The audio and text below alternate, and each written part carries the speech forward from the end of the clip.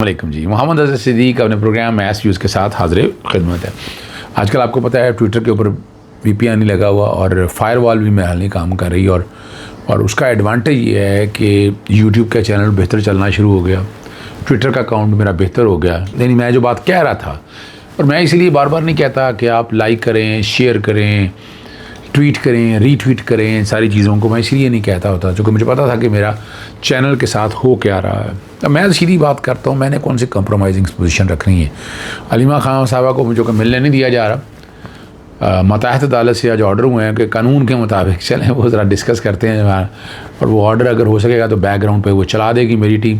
दरख्वास्त दी, अलीमा खान साहबा खुद गई, उन्होंने SOPs और रूल्स के मुताबिक मुलाकात कराएं। जो वो हैसियत की मातहत अदालत कि जहाँ इस्लामाबाद हाई कोर्ट के ऑर्डर्स की बात नहीं मानी जा रही, वहाँ क्या बात कह सकते हैं आप। और पैरोल पर हाई के ऊपर अलीमा खान साहबा ने अपना मौका बड़ा वाज़े तौर पर दे दिया और ऑपरेशन बुनियान मरसूस जो है आइनी दीवार, इसकी बुनियाद कहाँ से है। प्रोग्राम के शुरू में आपने डॉक्टर इसरार अहमद साहब का जो कहा गया है, अच्छा वो अभी फ़िलहाल उसको इस मौजूदा ऑपरेशन से कहा जा रहा है, वो जो ऑपरेशन जिसकी डॉक्टर इसरार अहमद साहब बात करें वो बड़े सख्त कवायद हैं, वो तो फिर वापसी का रख जाए, वो तो जहाद की बात है।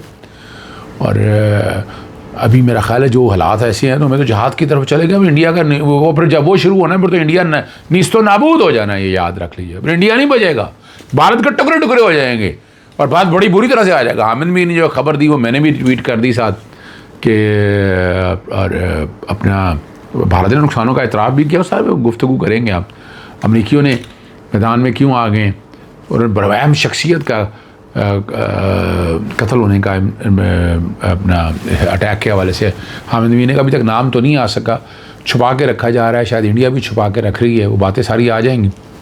इंडिया के ऑपरेशन सिंदूर के मुकाबले में पाकिस्तान ने अपना जो ऑपरेशन है बुनियान मरसूस लॉन्च आहनी दीवार, डॉक्टर इसरार अहमद साहब की बात मैंने आपके सामने, जिसका मतलब आहनी दीवार है।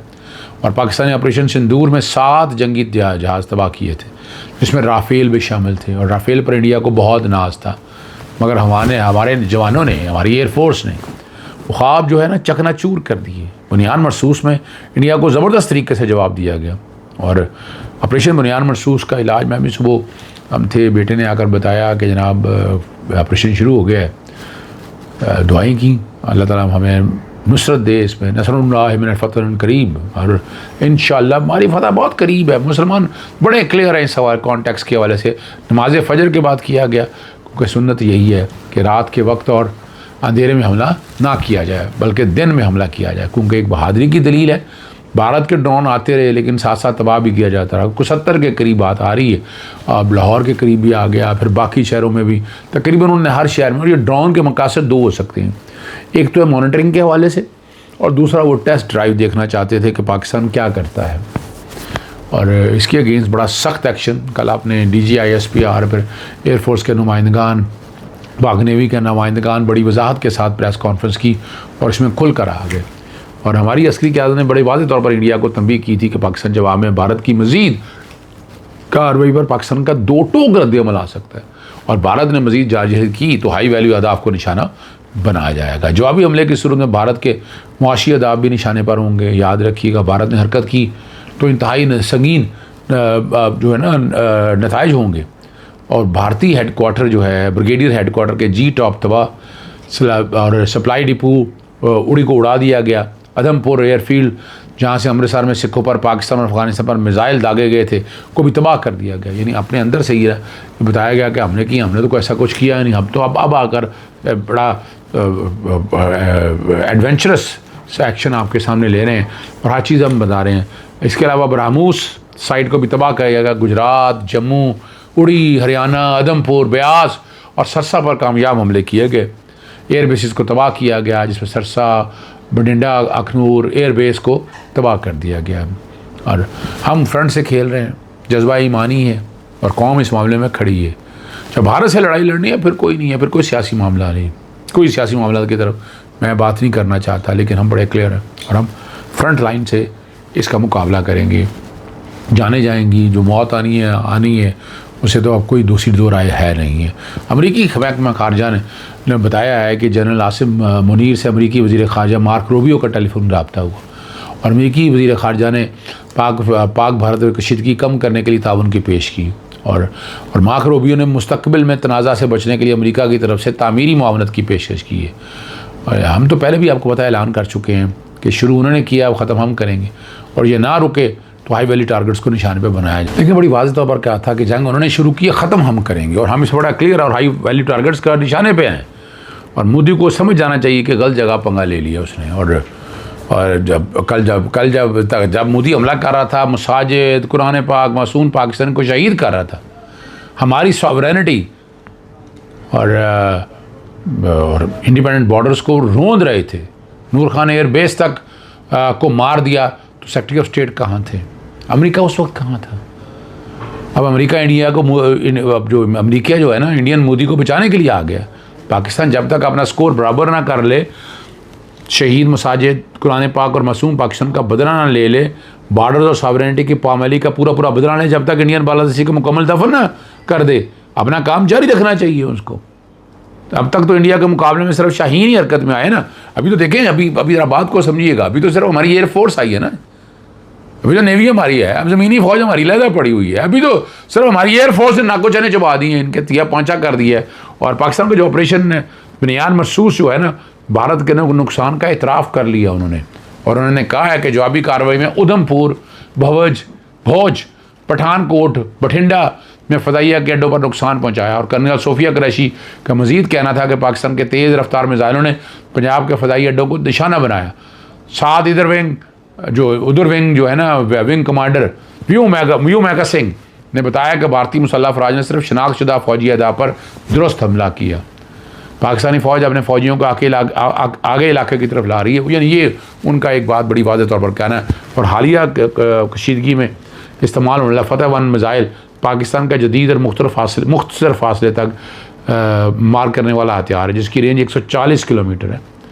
और 24 अगस्त 2021 को मुकामी तौर पर तैयार करदा फतह 1 रॉकेट का सिस्टम का तजर्बा जो है ना, कामयाब किया गया था, याद होना चाहिए। और फतह 1 पाकिस्तान का तैयार करदा ज़मीन से ज़मीन मार करने वाला गाइडेड मिसाइल है, जो फतह सीरीज़ का हिस्सा है। इस सीरीज़ में एक और मिसाइल फतह 2 भी शामिल है। और पाकिस्तान के शोबा ताल्लुकात ISPR के मुताबिक 400 किलोमीटर तक फासले पर मार करने वाले इस मिसाइल में अपने अहदाफ को ठीक निशाना बनाने की सलाहियत है।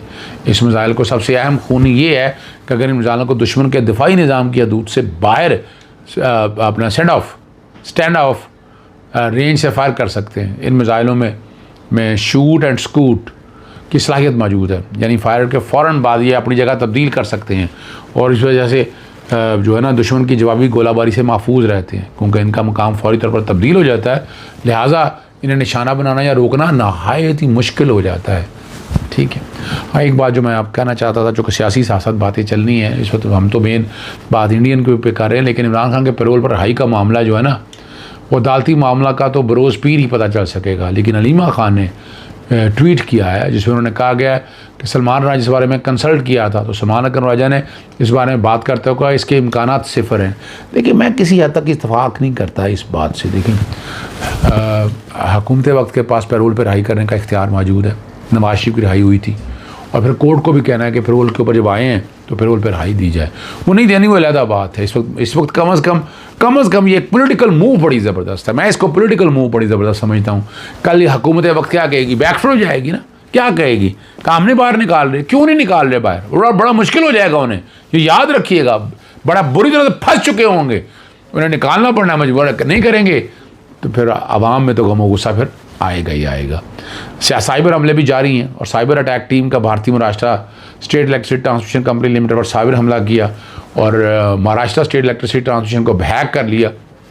बिजली मुकम्मल तौर पर बंद होगी, और तमाम कमर्शियल और डोमेस्टिक मीटर का जो रिकॉर्ड है ना, वो उड़ा दिया गया। और इस्तारे दहशतगर्दी अदालत 8 फरवरी का जो सरम जावेद वाला मामला है, एहतजाज का मुकदमा, ज़मानत बाद गिरफ्तारी मंजूर कर लिया। ज़मानत रोकना इतना मुश्किल काम नहीं था, ज़मानत देनी थी, कितना रोक सकते थे। 1 लाख के मुचलकों की ज़मानत मंजूर की है। इरफान हैदर ने यह की है। इस्लामाबाद पुलिस ने मुकदमा दर्ज कर रखा था, मुलज़मा की जानिब से दलाइल दिए गए, और दूसरे मुकदमे में कि गिरफ़्तार करके लाया गया, यानी एक से अगर निकली हैं तो फिर अगला मुकदमा आ गया और उसके लिए अब रिमांड के लिए ज़िला कचहरी में पेश किया गया। रिमांड क्या हुआ मेरे सामने वो नहीं हो चुका है। और आखिर में बात जो है कि भारत का बहुत नुकसान हुआ और कहा यही जा रहा है कि तकरीबन 83 मिलियन डॉलर का नुकसान है। हम तो 1.5 अरब 1.5 बिलियन डॉलर की बात कर रहे हैं जो हमारे पास इत्तलात है। और ये बहुत सी बातें जो कह रहे हैं कि और वो जो माशी हालत है उसकी इंडेक्स जो है वो बहुत बुरा हो चुका हुआ है। और सबसे ज़रा जो बात है वो कमाल की बात है वो सारी अपनी जगह पर मौजूद है। शेख वक़ास सरगर ने कौम को मुतल्ला किया है कि शहबाज शरीफ ने इमरान खान चेयरमैन तहरीक इंसाफ बैरिस्टर गौहर को फ़ोन किया, 5 से 7 मिनट ऑपरेशन बयानुल मरसूस के हवाले से एतमाद में लिया और उनका हम उनके साथ खड़े हैं इस सारे मसले में। और जारियत का मुँह तोड़ जवाब बसीयत दिवा दिया जाए कि कौमी सलाम यकजहती और सलामती का दिन है कि पाकिस्तान सबसे बड़े लीडर इमरान खान साहब को फिलवोर रहा किया जाए। और मैं तो बसीयत इमरान खान के नुमाइंदे आपसे बात कर रहा हूँ, जब इमरान खान को रहा किया जाएगा तो ये कौम को मुत्तहद और यकजा करेंगे। ये बात कही उन्होंने। इजाज़त चाहता हूँ। अस्सलाम वालेकुम, अल्लाह हाफ़िज़। पाकिस्तान।